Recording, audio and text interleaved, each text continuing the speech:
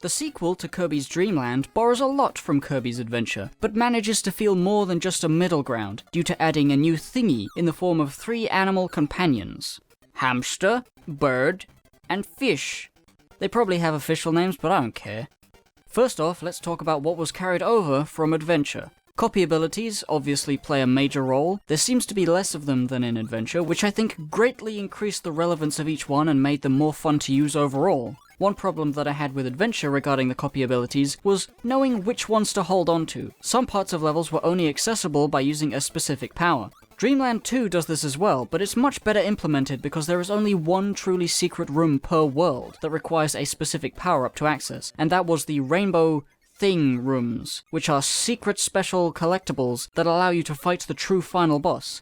But more of that later. Oh shush. The thing about this that's way better is that it's too complicated to figure out on your first run through, because it's such an important secret. Getting to it is challenging on its own, but knowing what power-up to bring is basically impossible, and you'd likely never have the power-up you need when you first find it. Coming across these rooms generates intrigue. What the heck? Is what you say. You want to come back here. You know this is an important thing. It's so sparkly anonymous. Wow. In Kirby's Adventure, the most you'd really get from a secret would be an extra life and, at best, a switch to activate more of the map. But the switches mostly led to minigames which gave you extra lives anyway, so the reward was essentially the same. These secret rooms are so intriguing that the desire to replay the levels is real. What this means is that my initial complaint of not knowing which copy ability to keep is diminished, because the secret is so secret that I'm not expecting to stumble into having the right ability in the right place, and can just ignore it the first time around and come back to it later, making everything feel less stressful. I don't gotta worry about it, just pick up whatever copy ability I like and just use it as long as I can. I don't worry about losing my power-up nearly as much, and I don't get discouraged when I do lose what I think may be important. It's great. It's just better. Being on the Game Boy again, the screen is zoomed in so Kirby is comparatively large. This removes the need of a dash function, but the hold up to constantly fly thing was implemented here, and it feels a lot smoother than in Adventure, so that's good. Dreamland is now a much longer game spanning 7 worlds with more than 20 levels. Wow! Basically, Dreamland 2 took all the good bits from Adventure and arguably some bad bits, but mixed it with the smaller scale of Dreamland to make it streamlined and fun and perfect. If I were to rank the 3 main games right now, it would go Kirby's Dreamland 2, Kirby's Dreamland, Kirby's Adventure. He just works so much better with a smaller, refined experience. But wait, there's more! There are 3 animals that accompany Kirby on his quest. Whatever that is. It's probably in the manual. Hamster Boy, Birdman, and Fishface. You find them in various locations, having been imprisoned in sacks for the amusement of ninjas and jellyfish. If you defeat whoever is guarding them, you can jump on them, and until their health bar is depleted, ride or be carried by them. And it changes the music. That is not that important. When in animal mode, Kirby's health is unaffected, which immediately is a great advantage. But the most interesting part is that you can use all the copy abilities in conjunction with these guys, and the results vary. If you have Spark as Kirby, you do this. If you have Spark as Kirby on Hamster Boy, you do this.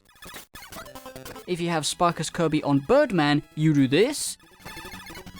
If you have Spark as Kirby on Fishface, you do this. And so on and so forth. This means that of the 7 copy abilities in the game, you have a total of 28 different forms of attack, compared to Kirby's Adventure's 26 copy abilities, which is impressive. It's the best of both worlds. Less copy abilities means less confusion and redundancy, but adding the animals gives you more ways to use those abilities so you don't get tired of them. It's so perfect. These animals had better come back. This is the best Kirby game I've ever played. Yet. The animals themselves have obvious advantages outside of their copy ability synergy. Hamster Boy is good on land and he can walk fast and jump high and he doesn't slip that much on ice. Birdman is great because he can fly perpetually, and while in the air, Kirby can use his abilities or suck things up freely. Because, you know, normally when you're in the air you gotta exhale. Now you don't need to do that. There are also places where the wind blows Kirby along, but the bird is powerful enough to fly against the gale. And Fishface is great in water and can swim against currents, and also allows Kirby the use of his suck power underwater, which is great because whenever you get hit in water and lose your power, you can't suck it back up. Kirby just blows bubbles at it and it's gone. Funnily, the fish can also go on land, and he jumps pretty damn high when he does. But the best thing about the fish is how silly it is in concept. I mean, how else do you ride a fish, if not to climb into its mouth?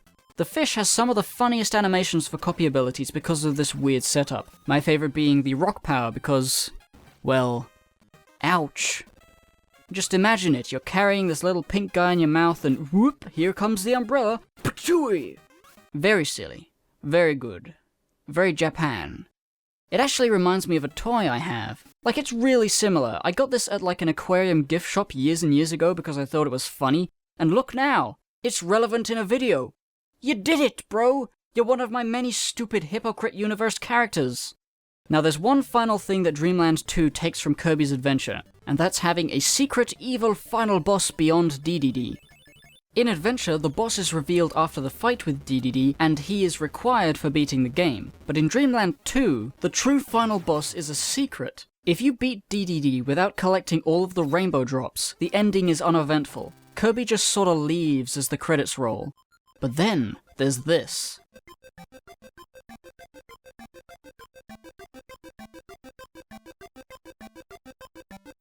The lackluster ending fanfare, and the fact that DDD was asleep the whole time during the fight was suspicious enough, but with this, there's no doubt anymore. There's a true ending. And I bet it has to do with those secret rooms! The only problem with this whole thing is that, like I said earlier, the secret rooms are too confusing to figure out. Getting there is easy enough, but the blocks all have to be destroyed by specific powers, and what power destroys which block is not entirely apparent. Some make sense, like ice is destroyed by the fire power, but parasol? Like, what do you think a block that can only be destroyed by a parasol would look like? If I wasn't using a walkthrough for this, I'm not sure I'd have even figured out it's this one. I can barely hit it. It looks like you really need the hamster parasol combo to get through this one easily, which is another hurdle. Which animal do you bring, if any? There's this one secret room where you have to use the spark, but if you're Kirby on his own, it's literally not possible to use the ability before you fall to your death. You gotta use the hamster or the fish. And then there's the tremendous hassle of getting into the firepower secret room, where you need to get a firepower and fish face, go through the level, and at a specific point shoot some ice blocks with fire so that you can jump down, but then underwater you have to manage to keep both the fire and the fish while sucking up the blocks in your way. You do this by throwing away the firepower up temporarily, sucking in one of the blocks, shooting it away, and then reconsuming the firepower.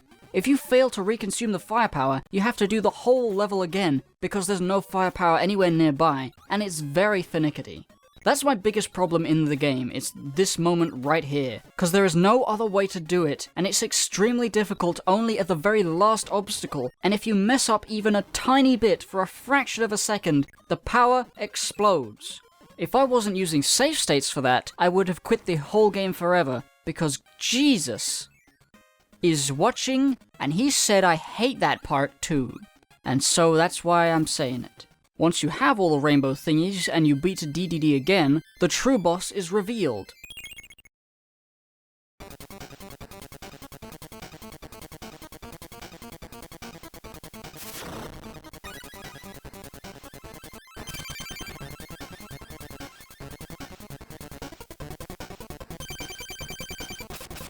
Sword guy!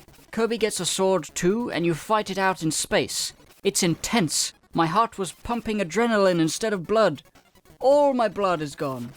Ooh, gross, now I feel weird. And that's how good Kirby's Dreamland 2 is. It makes me lose all my blood and feel weird. 10 out of 10.